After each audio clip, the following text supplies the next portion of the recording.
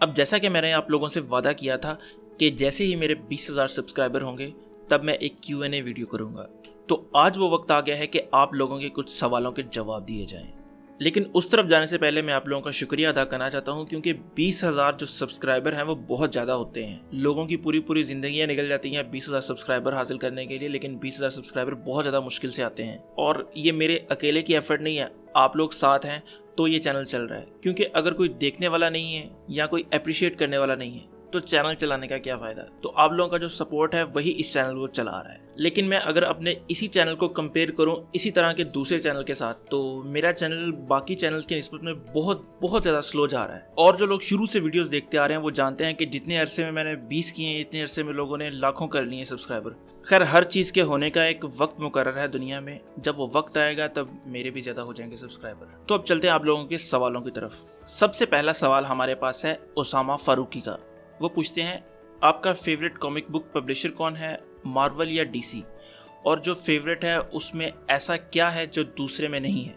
अब मेरा जो फेवरेट पब्लिशर है वो है डीसी। डीसी के कॉमिक्स मार्वल के कॉमिक्स से बहुत ज़्यादा बेहतर हैं, क्योंकि उनकी कॉमिक्स में कैरेक्टर्स की डेप्थ बहुत ज़्यादा होती है और स्टोरी जो है वो बहुत ज़्यादा इंटरेस्टिंग होती है बाकी मार्वल की कॉमिक्स की निस्बत। मैंने मार्वल की कॉमिक्स भी पढ़ी हैं, लेकिन मेरा इतना ज़्यादा इंटरेस्ट डेवलप नहीं हो सका उन कॉमिक्स में। हाँ, मगर ओल्ड मैन लोगन मैंने पढ़ी थी, वो मैं कहता हूँ बहुत ज़्यादा अखीर है। और यही एक मेन रीज़न है कि मेरे चैनल पर आपको ज़्यादातर जो है वो डीसी की कॉमिक्स मिलेंगी। लेकिन इसका मतलब ये नहीं है कि मैं मार्वल की कॉमिक्स को कवर नहीं करूँगा, वो भी आपको इंशाल्लाह ज़रूर इस चैनल पर मिलेंगी। नेक्स्ट क्वेश्चन है हमारे पास अली गनी का। वो पूछते हैं कि इनजस्टिस कब ख़त्म होगी? यार, इनजस्टिस का तो मुझे कोई नहीं पता कि इनजस्टिस कब ख़त्म होगी, लेकिन हाँ, मैं इतना कर सकता हूँ कि जैसे जैसे वो रिलीज़ होती जाएगी मैं आप लोगों तक इनजस्टिस को पहुँचाता जाऊँगा। मेरे ख्याल से वो इनजस्टिस 2 की जो स्टोरी है इसको गेम की जो स्टोरी है उसकी तरफ लेके जाएंगे। क्योंकि अगर आपको याद हो तो इनजस्टिस 1 जब हमने पढ़ी थी कॉमिक, तो उसके एंड पे हमें गेम की स्टोरी देखने को मिली थी। इसी तरह यहाँ पर भी यकीनन ऐसे होगा कि जब इनजस्टिस 2 की कॉमिक एंड होगी तो उसके एंड पे हमें गेम की स्टोरी देखने को मिलेगी। वो भी इंशाल्लाह कवर करेंगे आगे जाकर। अगला क्वेश्चन है हमारे पास माइटी टेक का। वो पूछते हैं कि भाई, आप सुपर हीरो फैन कब से हैं और आप सुपर हीरो फैन कैसे बने? बेसिकली मैं सुपर हीरो फैन बचपन से हूँ, और जो मुझे सुपर हीरो फैन जिस चीज़ ने बनाया था वो था सुपरमैन। एक 1940 की जो टीवी सीरीज़ थी, एनिमेटेड टीवी सीरीज़, वो लगा करती थी किसी चैनल पर। मुझे नहीं याद किस चैनल पर लगा करती थी, लेकिन वो लगा करती थी। तब मुझे इंग्लिश तो समझ नहीं आती थी, खैर अभी भी इतनी नहीं आती, तो मैं और मेरा भाई उसको ना मिलकर देखा करते थे। तो हमें सिर्फ इतना पता था कि ये सुपरमैन है, इसके पास पावर्स हैं, हमें और कुछ भी नहीं पता था। अब वो बोलते थे वो तो समझ नहीं आता था, हम सिर्फ विजुअल जो सामने नज़र आ रहा है हम उसी से अंदाज़ा लगाते थे क्या हो रहा है। तो जो लुइस लेन थी, हम उसको ना पंगेबाज औरत कहा करते थे कि हमेशा वो कोई पंगा करने जाती थी जिसकी वजह से वो फंस जाती थी, फिर बाद में सुपरमैन को उसे बचाने जाना पड़ता था। तो वो जो चीज़ थी वो चीज़ मुझे सुपर हीरो की तरफ लाई। फिर उसके बाद justice league unlimited cartoon network पर जो लगा करती थी, मैं कहता हूँ वो अखीर थी।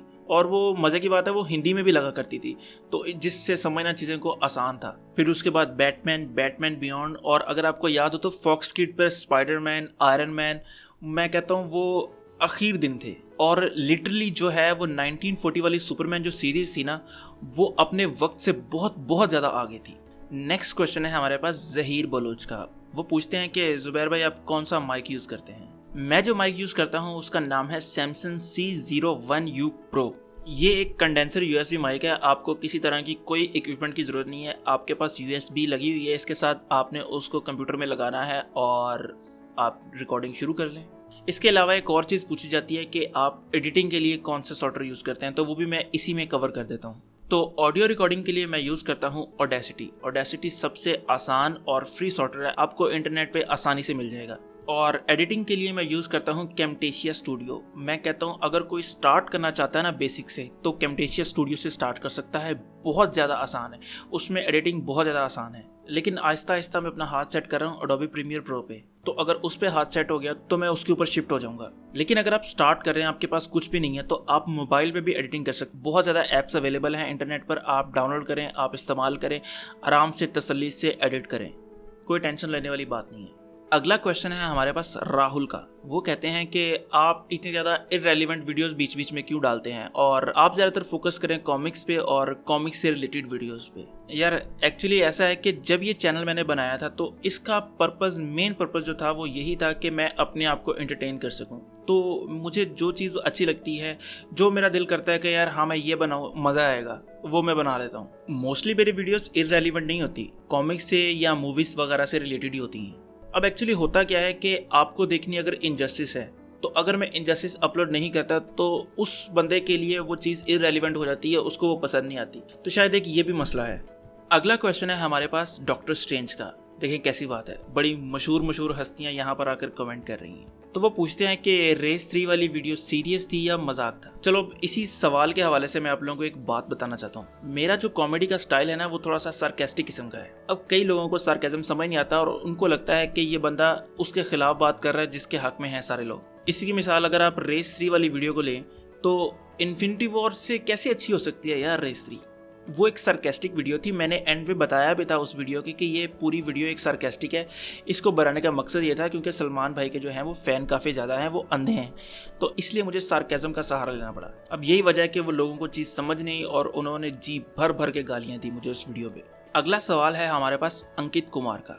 वो पूछते हैं कि एक चैनल को सक्सेसफुल बनाने के लिए आप क्या टिप्स दोगे। वैसे मेरा अपना चैनल इतना ज़्यादा कामयाब नहीं है, लेकिन फिर भी मैं कोशिश करता हूँ कि जो मैंने पिछले 1-1.5 साल में सीखा वो आप लोगों को बता दूँ। सबसे पहली चीज़ जो आपने अपने ज़हन में डालनी है कि आपको अच्छे इक्विपमेंट की ज़रूरत नहीं है अच्छा चैनल चलाने के लिए। अगर आपकी पर्सनैलिटी थोड़ी सी भी इंटरेस्टिंग है ना तो लोग आपके चैनल पे खुद ही भाग के आएंगे, चाहे आपकी क्वालिटी जितनी मर्जी ख़राब हो। इसकी मिसाल अगर आपने बीबी की वीडियोज़ देखी हूँ स्टार्ट की, तो उसकी वीडियोस मैं कहता हूँ क्वालिटी कितनी ख़राब थी, लेकिन फिर भी लोग आज भी उन वीडियोस को देखते हैं। क्यों? क्योंकि वो वीडियोस इंटरेस्टिंग थी, क्वालिटी अच्छी नहीं थी लेकिन वीडियोस इंटरेस्टिंग थी। अब आप में से बहुत से लोगों के ज़हन में ये आ रहा है कि यार मेरी तो पर्सनैलिटी ज़रा सी भी इंटरेस्टिंग नहीं है, लोग क्या पसंद करेंगे मुझे। तो यहाँ पर एक बात और अपने ज़हन में डालें कि आपकी पर्सनैलिटी इंटरेस्टिंग है लेकिन आपको पता नहीं है कि आपकी पर्सनैलिटी इंटरेस्टिंग है। आप वीडियोस बनाना शुरू करेंगे, लोग आपको जब कमेंट करेंगे कि आपकी हमें ये चीज़ अच्छी लगी तो आपको खुद ही अच्छा लगेगा और आपकी पर्सनैलिटी और ज़्यादा डेवलप होगी। अब दूसरा जो बड़ा सवाल है हर बंदे के ज़हन में वो ये है कि हम शुरू क्या करें। हमें तो पता ही नहीं है कि हम क्या करें, हमें ये भी नहीं पता कि हमारा इंटरेस्ट किस चीज़ में है। अब जो बंदा भी ये बात कहता है, असल में होता पता क्या है, आपकी नज़र में 3-4 ऐसी चीज़ें होती हैं जो आप करना चाहते हैं लेकिन आप ये डिसाइड नहीं कर पाते कि आप करें क्या। अब यहाँ पर मैं आप लोगों को एक ट्रिक बताता हूँ, अगर कोई करना चाहे इस्तेमाल तो कर ले वरना आपकी मर्जी। अगर आपकी नज़र में ऐसे 4 काम हैं जो आपको पसंद है करने में तो आप उन चारों के चैनल बना लें। अब आपने 4 चैनल बना लिए, अब आपने ऐसा करना है कि हर दूसरे दिन या एक दिन के बाद हर चैनल पे एक वीडियो डाल दी। मसलन ऐसा नहीं करना है कि एक ही दिन में 4 वीडियोस बना के चारों चैनल पे डाल दी। एक दिन एक वीडियो बनाए तसल्ली से आराम से, फिर अगले दिन दूसरे चैनल के लिए बनाए, तीसरे दिन तीसरे चैनल के लिए, चौथे दिन चौथे चैनल के लिए। अब ये काम आप 1-2 महीने तक करें। इसके बाद होगा क्या, इसके बाद आपको फील होना शुरू हो जाएगा कि आप कौन से चैनल के लिए वीडियोस आप अपनी खुशी से बनाते हैं। जिस चैनल पे आपको लगे कि आप अपनी खुशी से उस पे वीडियोस डाल रहे हैं, आपको ज़बरदस्ती नहीं करनी पड़ रही अपने साथ, आप ज़हनी मरीज़ नहीं बन रहे, आप उस चैनल को आगे लेके चलें, बाकी चैनल्स को बंद कर दें। अब बहुत से लोग ऐसा करते हैं कि 2-3 चैनल बना लिए, जिस पे ज़्यादा व्यूज़ आना शुरू हो गए उसको चला लिया, चाहे वो इंटरेस्टिंग हो या ना हो। मैं आपको एक बात बताऊं, अगर आपका इंटरेस्ट होगा ना किसी चीज़ में, आप उस चैनल को बहुत आगे लेके जा सकते हैं। लेकिन अगर आपका इंटरेस्ट नहीं है, आप सिर्फ व्यूज़ और पैसे के पीछे भाग रहे हैं, तो आपका चैनल कभी भी नहीं चलेगा। आप यकीन करें कि इससे पहले मैंने 10 से 15 चैनल बनाए हुए थे, लेकिन वो मेरे सारे चैनल बंद हो गए। क्यों? क्योंकि उनमें से 90% चैनल ऐसे थे जिनमें मेरा इंटरेस्ट ज़ीरो था। बस मुझे किसी ने कहा था कि YouTube से पैसे कमाए जा सकते हैं, तो मैंने कहा हैं अच्छा, तो मैंने YouTube पे चैनल बनाना शुरू कर दिए, लोगों की वीडियोस डाउनलोड करके अपलोड करना शुरू कर दिए। मैं आप लोगों को यहाँ पर ये बात बताना चाहता हूँ कि ये काम कभी ना करें, इससे आपका चैनल तो ख़राब होगा ही होगा, आपका एडसेंस भी ख़राब होगा, जिसको वो ब्लैक लिस्ट पे भी कई दफ़ा डालते हैं, और फिर उसके बाद आप जो भी नया चैनल बनाएंगे वो उसकी भी रेपुटेशन ख़राब होगी। अब एक आखिरी चीज़ इसमें मैं ऐड करना चाहूँगा, क्योंकि बहुत ज़्यादा लंबा मैं इसको खींच के ले गया हूँ, क्योंकि मुझे लगा कि ये थोड़ा ज़रूरी है, इसलिए मैंने इसको थोड़ा खींच लिया। अब ऐसा है कि कुछ लोग ना ट्रेंड्स को फॉलो करना स्टार्ट कर देते हैं, कि जैसे अगर आपने कभी गौर किया हो, कैरी मिनाटी ने रोस्टिंग स्टार्ट की, बहुत से लोगों ने उसके पीछे रोस्टिंग स्टार्ट कर दी। बीबी के चैनल को देखकर बहुत से लोगों ने उस तरह के चैनल बनाना शुरू कर दिए, और उनमें से सिर्फ कोई 4-5 ऐसे हैं जो ऊपर हैं, बाकी सारे नीचे के नीचे ही हैं। अब जैसे 2017 जो है वो इंडिया और पाकिस्तान के लिए बड़ा लकी साल था, क्योंकि ये वो साल था क्योंकि इसमें सुपर हीरो चैनल्स का ट्रेंड स्टार्ट हुआ। और अब आप देखेंगे हर बंदा वही चैनल बना रहा है और वही करने की कोशिश कर रहा है। आप देखें, असल में जब सैचुरेशन बहुत ज़्यादा हो जाती है ना, तो लोगों का नीचे से ऊपर आना बहुत मुश्किल हो जाता है। तो आप ट्रेंड को फॉलो करने की बजाय ट्रेंड सेट करने की कोशिश करें, और इस चीज़ में घबराने वाली बात नहीं है। अगर आप ट्रेंड को फॉलो कर भी रहे हैं तो ऐसा कुछ यूनिक काम करें कि लोग आपको नीचे से खींचकर खुद ऊपर लेकर आए, आपको मुशक्कत ना करनी पड़े तैर तैर के ऊपर आने की। समझ आ रही है बात? आपको यकीनन कुछ ना कुछ तो समझ आई होगी मेरी बात की। अगला क्वेश्चन हमारे पास डिजिटल वर्ल्ड का है। वो पूछते हैं कि मेरी एज क्या है, मैं क्या करता हूँ, पढ़ता हूँ या कोई जॉब करता हूँ। तो मेरी एज 23 साल 9 महीने और 8 दिन है, और मैंने UET KS के कैंपस से इलेक्ट्रिकल इंजीनियरिंग टेक्नोलॉजी की है। और यूनिवर्सिटी के दूसरे साल ही मुझे आइडिया हो गया था कि सैचुरेशन बहुत ज़्यादा है इलेक्ट्रिकल इंजीनियर्स की, जिसकी वजह से जॉब के चांसेस काफ़ी कम है। तो मैंने पहले ही से कोशिश करना शुरू कर दी थी। मैंने वेबसाइट्स पे काम करना शुरू कर दिया, बनाई वेबसाइट, फिर उसके बाद मैंने यूट्यूब को स्टार्ट किया। तो आहिस्ता आहिस्ता आज जो है इस मुकाम पर पहुँचा, तो वो उसी 2-3 साल के पीछे की मेहनत है। और अब फाइनली मैं मॉर्निंग में टीचिंग करता हूँ, एक स्कूल में फिजिक्स पढ़ाता हूँ और शाम को भी एक जगह पर पढ़ाता हूँ। अगला क्वेश्चन हमारे पास है प्रणव कुमार का। वो कहते हैं कि आप जो मूवी रिव्यूज़ के वीडियोस बनाते हैं वो इसी चैनल पे अपलोड करने की बजाय एक नया चैनल बना लें, उस पर मूवीज़ के रिव्यू बनाते रहें। तो यार मसला ये है कि अभी यहाँ पर एक चैनल चलाना मुश्किल हो रहा है, साथ में एक गेमिंग का चैनल है, तो 2 चैनल चला रहा हूँ बहुत मुश्किल से। तो तीसरा चैनल डाल के अपने आप को मुसीबत देने की है। तो इसलिए मैंने सोचा कि मूवीज़ के रिव्यूज़, कॉमिक्स वगैरह सारा कुछ मैं इसी चीज़ पे रखूं और गेम्स वगैरह को मैं अलहदा कर दूं। अगला क्वेश्चन है हमारे पास रजनीश कुमार का। वो कहते हैं कि अगर पाकिस्तानी मूवी देखनी हो तो आप कौन सी प्रेफर करेंगे।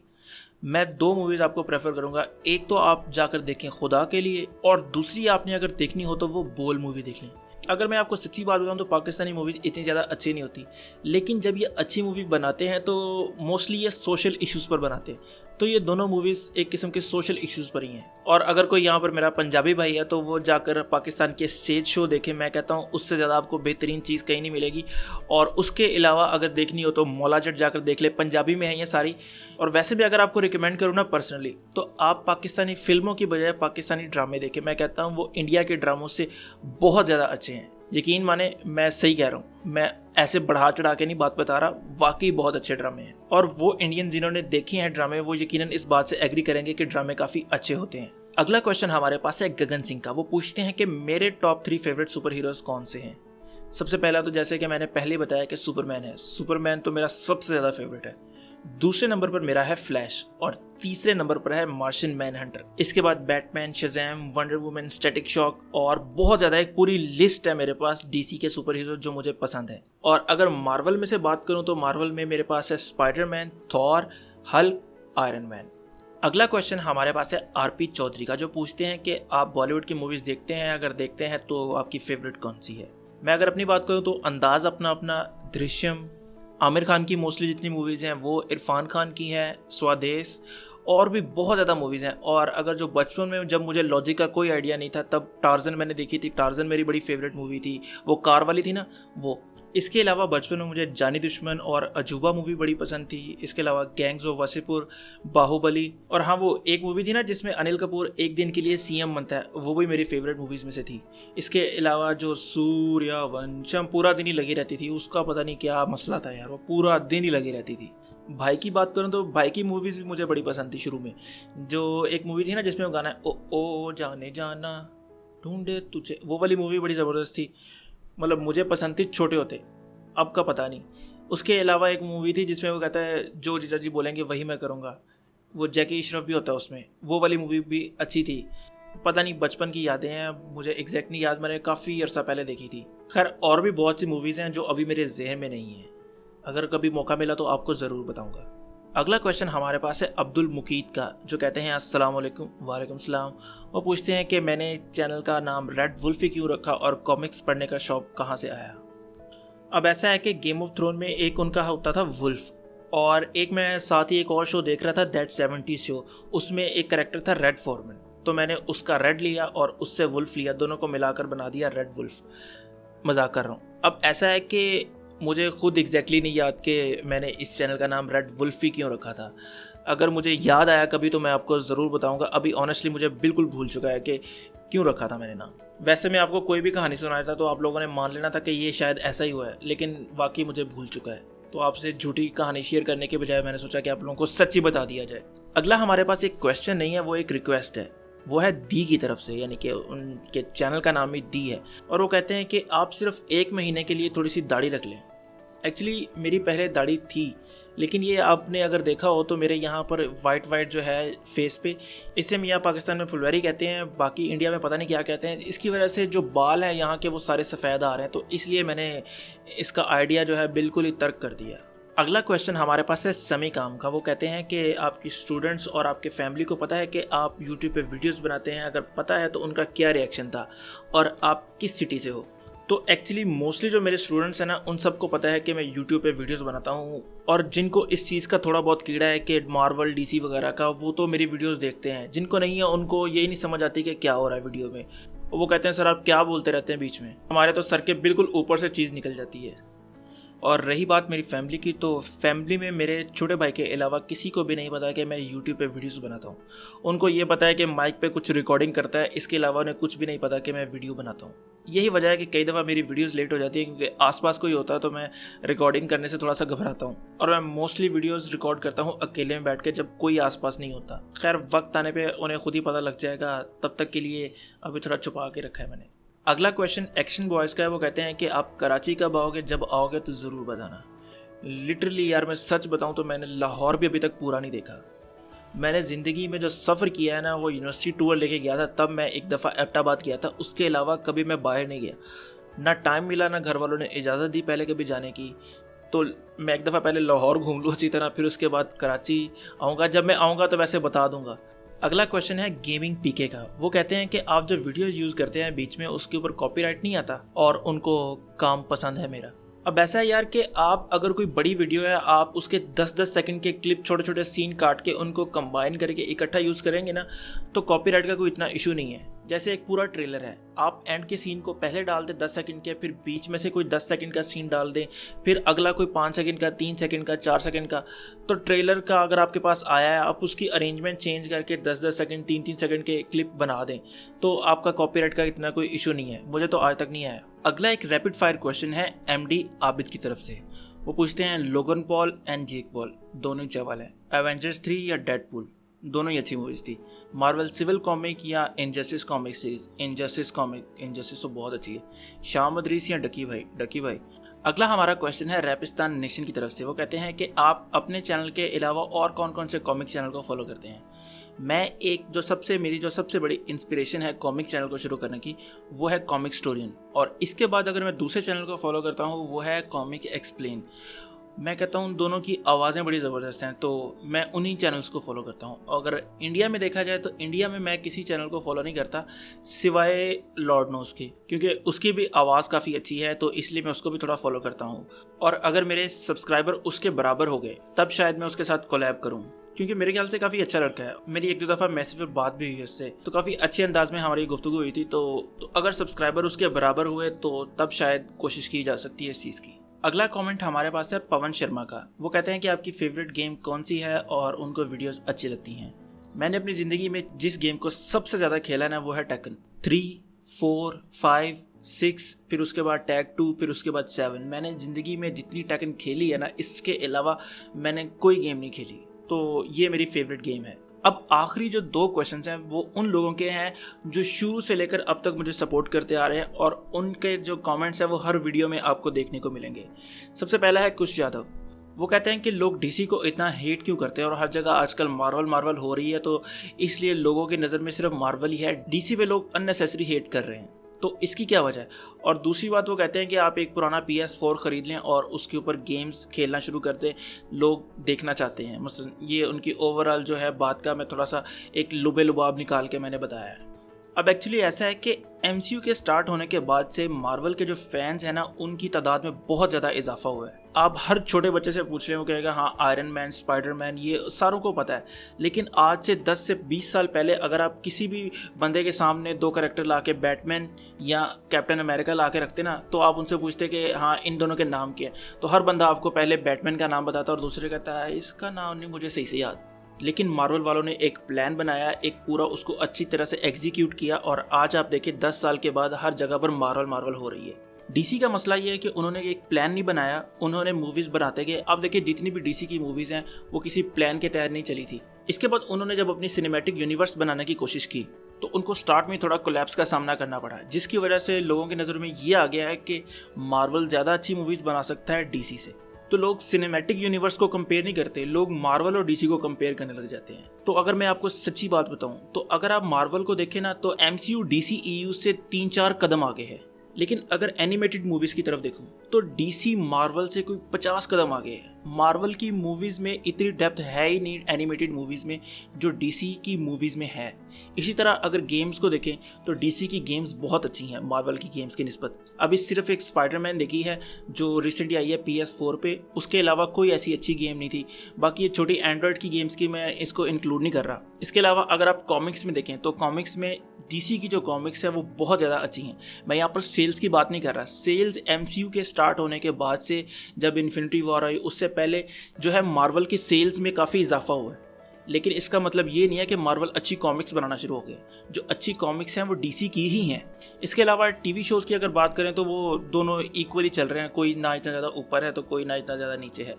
तो आप सिर्फ एक सिनेमैटिक यूनिवर्स के हिसाब से जज कर रहे हैं डीसी को, ऐसा नहीं है। डीसी की कॉमिक्स, डीसी के टीवी शोज़, डीसी की गेम्स, डीसी की एनिमेटेड मूवीज़ बहुत ज़्यादा अच्छी हैं। और दूसरी रही बात PS4 वाली, तो अभी तो PS4 मुश्किल है। मैं असल में एक ग्राफिक कार्ड खरीद रहा हूँ, तो ग्राफिक कार्ड खरीद के मैं कोशिश करूँगा कि गेम्स खेला करूँ। हमारा अगला और आज का जो आखिरी क्वेश्चन है वो पूछ रहे हैं आमिर अजीम साहब, और ये भी शुरू से मुझे सपोर्ट करते आ रहे हैं। तो आप इनके कमेंट देख लें, आपको हर वीडियो पे मिल जाएगा। इन्होंने मुझे इंस्टाग्राम पे पूछा था तो मैंने वहाँ से स्क्रीनशॉट लिया है।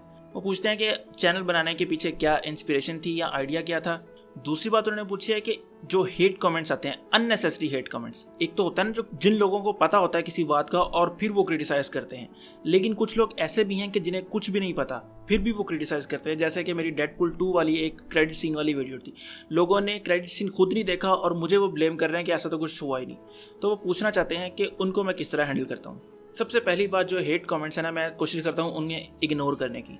लेकिन अगर बहुत ज़्यादा ही कोई गालियाँ दे रहा है तो मैं प्यार से अपने दिल पे हाथ रख के उसको बैन मारता हूँ, टेंशन ही कोई नहीं। और सच्ची बात बताऊँ तो ये जो हेटर्स ही है ना, यही आपको ऊपर लेके जाते हैं, यही आपको मोटिवेट करते हैं कि हाँ नहीं जी, इसको गलत साबित करना है मैंने। तो ये थे वो सवाल जो आप लोगों ने मुझसे पूछे।